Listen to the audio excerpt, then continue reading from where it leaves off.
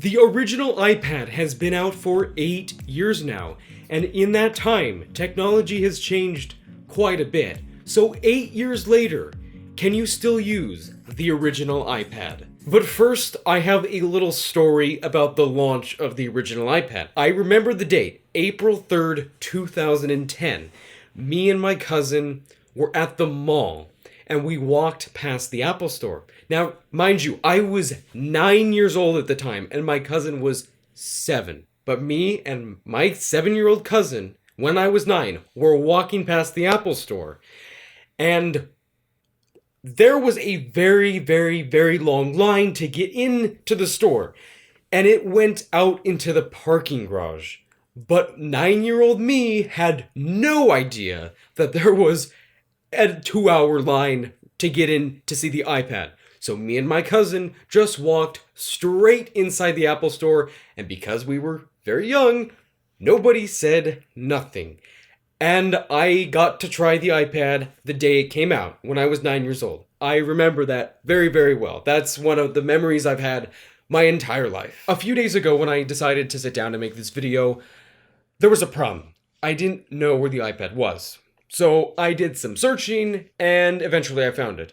But the story does not end there. See, the problem with the original iPad is, unlike the iPad 2 and the later generation iPad models, it didn't get updates for very long. It is running iOS 5, and if you know anything about Apple, that's a long time ago. Hey Google, when did iOS 5 come out? October 12, 2011. According to Wikipedia, iOS 5 is the fifth major release of the iOS mobile operating system developed by Apple Inc., being the successor to iOS 4. It was announced at the Hey Google, stop. You can see it's kind of old, and so what I decided to do was wipe the device.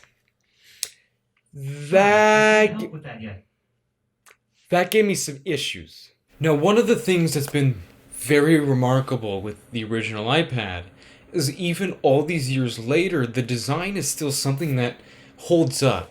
You do get, obviously, the bigger bezels that come with an older device, but overall the design still works. If you look at the back of the device, it's simple, it's clean, and if you compare it to a comparable device from Samsung or another manufacturer from 2010, or all the way through now, they don't look as good as the original iPad. And I think that's also a way of showing just the way that Steve Jobs really ran the company.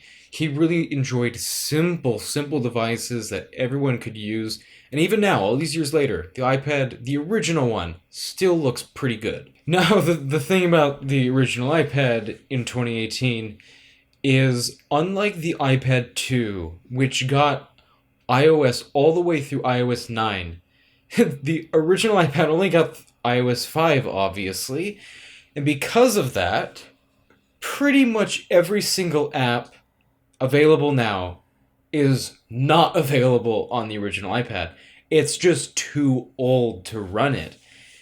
And while that is kind of sad, because I remember when I originally got the original iPad, I'm saying original a lot, I really hoped it would last a while, and even though it did, it only had iOS 3, iOS 4, and iOS 5, and then that was it. If I had waited 6 more months, I could have gotten the iPad 2. And the iPad 2 was remarkable because they really did change the design.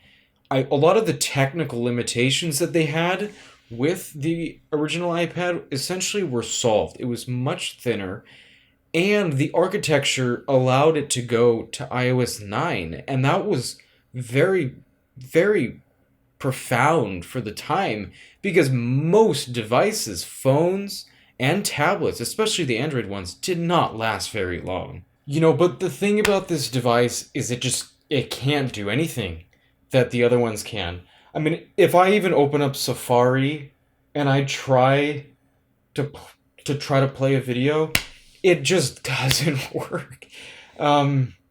If we try to load my favorite how to speed up your typing video, you just can't do it. I can try to open up the original. I mean, if you've been around for a while, you probably remember the original YouTube app. Nothing works. Absolutely nothing.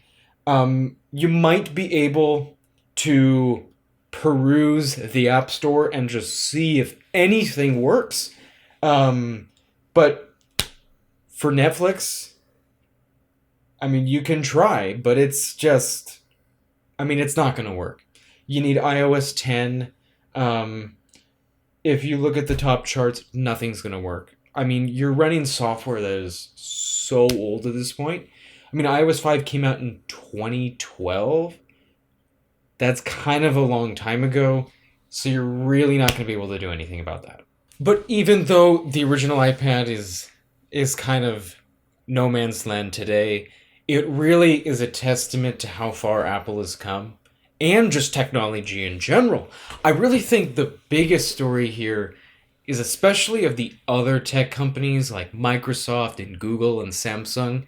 In 2010, Apple had the best phones, the best tablets by far. And while I will say today that Apple still makes the best tablets, they really kind of cornered the market. The other manufacturers caught up to Apple and have even surpassed Apple. And I don't think Apple would obviously be the same if Steve Jobs was still alive, but it's always interesting to take a look at the past.